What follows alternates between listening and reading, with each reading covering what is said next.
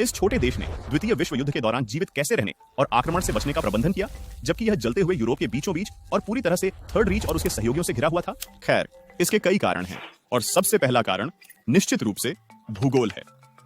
Switzerland वास्तव में पहाड़ों में छिपा हुआ है। इसके क्षेत्र को आल्प्स ने ढका हुआ है और पहाड़ी रास्ते प्राकृतिक किलों के रूप में कार्य करते हैं। इसके बावजूद स्विट्जरलैंड ने समझ लिया कि वह जनशक्ति और सैन्य उपकरणों में थर्ड रीच का मुकाबला नहीं कर सकता। इसलिए हिटलर की आक्रमण योजना के जवाब में देश ने अपनी स्वयं की रक्षा योजना विकसित की, सीमाओं को बनाए रखने के लिए नहीं, बल्कि दुर्गम आल्प्स के गहरे अंदर तक वापस गिरने के लिए, जहां सैकड़ों किले, सुरंगें और बंकर तैयार थे और हर पुल और रेलवे में खदानें बिछाई गई। यह स्पष्ट था कि स्विट्जरलैंड का आक्रमण बहुत महंगा होता और देश के पास देने के लिए कुछ अधिक मूल्यवान था उसकी निष्पक्षता। 1815 में नेपोलियन युद्धों के तुरंत बाद स्विट्जरलैंड ने आधिकारिक तौर पर अपनी स्थायी निष्पक्षता घोषित की और तब से उसने यूरोप में 100 से अधिक सैन्य संघर्षों में से किसी में भी भाग नहीं लिया है।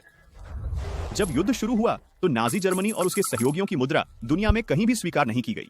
इसलिए स्विस बैंक मुद्रा को स्विस फ्रैंक में परिवर्तित करने और अंतरराष्ट्रीय व्यापार में उनका उपयोग करने का एक सुविधाजनक तरीका बन गए। इसके अलावा नाजियों द्वारा